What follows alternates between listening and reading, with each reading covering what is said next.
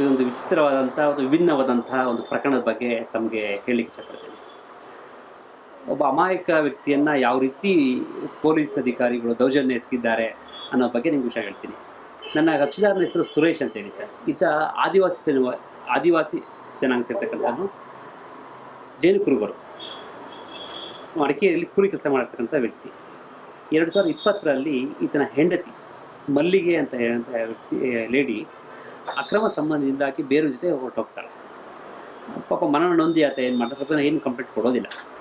ಅದಾದ ನಂತರ 12ನೇ ತಾರೀಕು 11ನೇ ತಿಂಗಳು 2020 ಇಸ್ವಿನಲ್ಲಿ ಒಂದು ಕಂಪ್ಲೇಂಟ್ ಕೊಡ್ತಾನೆ. ನನ್ನ ಹೆಂಡತಿ ಕಾಣೆ ಆಗಿದ್ದಾಳೆ, ಎಲ್ಲಿ? ಕುಶನಗರ ಗ್ರಾಮೀಣ ಪೊಲೀಸ್ ಠಾಣೆಯಲ್ಲಿ ಕಂಪ್ಲೇಂಟ್ ಕೊಡ್ತಾನೆ. ಇದಾದ ನಂತರ 1 ವರ್ಷಗಳ ನಂತರ ಬೆಟ್ಟದಪುರ ಪೊಲೀಸ್ನವರು ಇವನನ್ನು ಹುಡುಕೊಂಡು ಬರ್ತಾರೆ.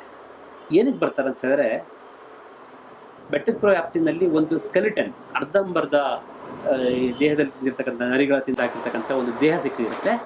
ಆ ದೇಹ ನಿನ್ನ ಹೆಂಡತಿದೆ, ನೀನು ಉದ್ದೇಶಪೂರ್ವಕ ಕೊಲೆ ಮಾಡಿದ್ದೀಯಾ, ಅಕ್ರಮ ಸಂಬಂಧ ಕೊಲೆ ಮಾಡಿದ್ದೀಯಾ ಅಂತ ಆತನ ಮೇಲೆ ಅಲಿಗೇಷನ್ ಮಾಡಿ ಆತನ ವಿರುದ್ಧ ಭಾರತೀಯ ದಂಡ ಸಂಹಿತೆ ಕಾಲಂ 302, 201 ಮತ್ತು 498A ಅಡಿಯಲ್ಲಿ ಹಾಗೆ ಪ್ರಕರಣ ದಾಖಲಿಸ್ಕೊಳ್ತಾರೆ. ಆತ ಅರೆಸ್ಟ್ ಆದ ಸಂದರ್ಭದಲ್ಲಿ ಕೂಡ ಆತ ಹೇಳ್ತಾನೆ, ನಾನು ಕೊಲೆ ಮಾಡಿಲ್ಲ, ಆಕೆ ಇಂಥ ಕಡೆ ಇದ್ದಾಳೆ, ಮಡಿಕೇರಿಯಲ್ಲಿ ಇರ್ಬೋದು, ಇಂಥ ಕೂಲಿ ಮಾಡ್ಕೊಂಡಿದ್ದಾಳೆ ಅಂತ ಆತ ಹೇಳ್ತಾನೆ. ಇಷ್ಟು ಹೇಳಿದ್ರು ಕೂಡ ಆತನ ಮಾತನ್ನು ನಂಬದೆ ಅವರು ಏನು ಅವನ ಅತ್ತೆ ಅಂದರೆ ಹೆಂಡತಿ ತಾಯಿ ಇದ್ದರು, ಅವರಿಂದ ಒಂದು ಸುಳ್ಳು ದೂರನ್ನು ಇವರೇ ಬರೆಸಿ ಹೆಬ್ಬೆಟ್ಟ ಹೊಸ್ಕೊಂಡು ಕಂಪ್ಲೇಂಟ್ ಲಾಡ್ಜ್ ಮಾಡ್ಕೊಳ್ತಾರೆ. ಇದಾದ ನಂತರ ಏನು ಅವರಿಗೆ ಒಂದು ಅಲ್ಲಿ ಸ್ಕೆಲಿಟನ್ ಸಿಕ್ಕಿತ್ತು, ಆ ದೇಹದ ಭಾಗದ ಒಂದು ಅಂಶ ತಗೊಂಡು ಮತ್ತು ಏನು ತಾಯಿ ಇದ್ದಾರೆ, ಮಲ್ಲಿಗೆಯ ತಾಯಿ ಇದ್ದಾರೆ, ಅದು ತಗೊಂಡು DNA ಪರೀಕ್ಷೆ ಕಳಿಸ್ಕೊಳ್ತಾರೆ, DNA ಟೆಸ್ಟ್ ಕಳಿಸ್ಕೊಳ್ತಾರೆ. ಇದು ಬರೋ ಮುನ್ನವೇ, DNA ಟೆಸ್ಟ್ ಬರೋ ಮುನ್ನನೇ ಇವರು ಚಾರ್ಜ್ ಶೀಟ್ ಫೈಲ್ ಮಾಡ್ತಾರೆ ಕೋರ್ಟಿಗೆ, ದೋಷಾರೋಪ ಮಾಡ್ತಾರೆ.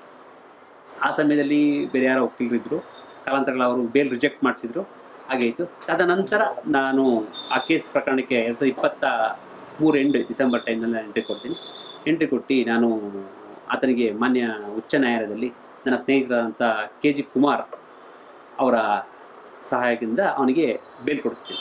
ಬೇಲ್ ಕೊಡಿಸಿದ ನಂತರ ಆತ ಹೇಳಿದಷ್ಟೇ, ಇನ್ನು 2-3 ತಿಂಗಳು ನಾನು ಹುಡುಕಿ ಕೊಡ್ತೀನಿ ಸರ್, ಅವಳು ಬದುಕಿದ್ದಾಳೆ ಅಂತ. ಆಶ್ಚರ್ಯಕರ, ನನಗೂ ಸ್ಥಳನ ಕೇಳಿದಾಗ ಅದು ಒಂಥರ ಆಶ್ಚರ್ಯಕರ ಆಗಿತ್ತು. ಇದಾದ ನಂತರ ಏನಾಗುತ್ತೆ, DNA ರಿಪೋರ್ಟ್ ಬರುತ್ತೆ. ಅದರಲ್ಲಿ DNA ರಿಪೋರ್ಟಲ್ಲಿ ಏನು ಹೇಳುತ್ತೆ, ಏನು ಇವರು ಸ್ಕೆಲಿಟನ್ ಕೊಟ್ಟಿದ್ದಾರೆ ಕೌಂಟ್ ಅದು ಮ್ಯಾಚ್ ಆಗ್ತಾ ಇಲ್ಲ ಅಂತ ಬಂದು ರಿಪೋರ್ಟ್ ನಿಲ್ಲ ಅಂತ ಬರ್ತದೆ. ಇದಾದ ನಂತರ ಮೊನ್ನೆ 5ನೇ ಜಿಲ್ಲಾ ಅಪಾರ ಸತ್ರ ನ್ಯಾಯಾಲಯ ಮೈಸೂರಿನಲ್ಲಿರ್ತಕ್ಕಂಥ ಜಿಲ್ಲಾಧೀಶರ ಮುಂದೆ ನಾನು ಒಂದು ಮನವಿ ಮಾಡ್ಕೊಳ್ತೇನೆ.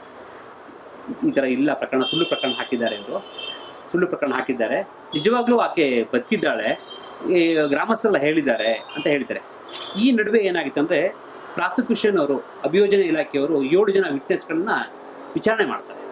ಈ 7 ಜನ ವಿಚಾರಣೆ ಮಾಡಿದ ಸಂದರ್ಭದಲ್ಲಿ 7 ಜನರಲ್ಲಿ 3 ಜನ, ಮೊದಲನೇದು ಯಾರು ಸತ್ತೋಗಿದ್ದಾರೆ ಅಂತ ತಾಯಿ ಕಂಪ್ಲೇಂಟ್, ಎರಡನೇದು ಆಕೆಯ ಮಕ್ಕಳು. ಆಸ್ ಪರ್ ಅವರ ಸ್ಟೇಟ್ಮೆಂಟ್ ಪ್ರಕಾರ, ಪೊಲೀಸ್ನ ಬರೆದ ಸ್ಟೇಟ್ಮೆಂಟ್ ಪ್ರಕಾರ ಏನಂತ ಹೇಳಿದ್ರೆ, ಆತ ಕುಡಿದು ಬಂದು ಹೊಡಿತಾ ಇದ್ದ, ಹಣಕ್ಕಾಗಿ ಪೀಡಿಸ್ತಾ ಇದ್ದ, ನನ್ನ ಅಡಿಯೇ ಕೊಲೆ ಮಾಡಿರ್ಬೋದು ಅಂತ ಅವ್ರು ಹೇಳಿಕೆ ಕೊಟ್ಟಾಗೆ ಬರೆಸಿದ್ರು. ಎರಡನೇ ವಿಚಾರ, ಮಕ್ಕಳ ಕೇಳಿ, ಚಿಕ್ಕ ಮಕ್ಕಳು, ಮೈನರ್ ಮಕ್ಕಳ ಕೇಳಿ ಏನಂತ ಹೇಳಿಸಿದ್ರು ಅಂತ ಹೇಳಿದ್ರೆ, ನಮ್ಮ ತಂದೆ ಯಾವಾಗಲೂ ನನ್ನ ತಾಯಿಗೆ ಹೊಡಿತಾ ಇದ್ರು ಅಂತ ಬರೆಸಿದ್ರು.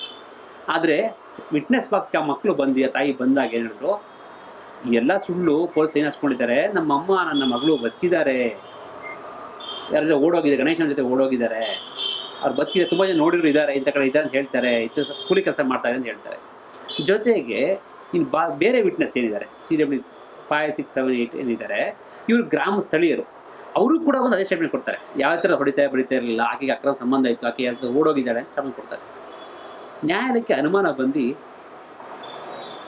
ಕುಶಾನಗರ ಗ್ರಾಮಾಂತರ ಪೊಲೀಸ್ ಠಾಣೆ ವ್ಯಾಪ್ತಿಯ PSI ಅವ್ರನ್ನ ಮತ್ತು ಬೆಟ್ಟದಪುರ PSI ಅವ್ರನ್ನ ಕರೆಸಿ, ಏನಿದು ತನಿಖೆ ಮಾಡಿದ್ದೀರಾ, ಇದು ಲೋಪ ಕಂಡು ಬರ್ತಾ ಇದೆಯಲ್ಲ, ಡಿಫೆನ್ಸ್ನವರು ಒಂದು ಅಕ್ಯೂಸ್ ಸೈಡ್ ಒಂದು ಹೇಳ್ತಾ ಇದ್ದಾರೆ ಅಂತ ಕೇಳಿದಾಗ, ಬೆಟ್ಟದಪುರ ಪೊಲೀಸ್ನವ್ರು ಯಾರು ಇನ್ವೆಸ್ಟಿಗೇಷನ್ ಮಾಡಿದ IO ಯಾರಿದ್ರು, ಪ್ರಕಾಶ್ ಅಂತ ಕಾಣ್ತಿದ್ರು, ಅವರು ಸ್ಟಿಕನ್ ಆಗ್ತಾರೆ, ಕಾನ್ಫಿಡೆನ್ಸ್ ಆಗಿ ಹೇಳ್ತಾರೆ, ಇಲ್ಲ ಆಕೆ ಐಡೆಂಟಿಫೈ ಮಾಡಿದ್ವಿ, ಬಾಡಿನ ಆಕೆದೇ ಇದೆ ಅಂತ ಐಡೆಂಟಿಫೈ ಮಾಡಿದ್ದೀವಿ ಅಂತೇಳಿ ನೋಟ್ ಮಾಡ್ತಾರೆ. ಇದು ನ್ಯಾಯಾಲಯ ನೋಟ್ ಮಾಡ್ಕೊಳ್ಳುತ್ತೆ.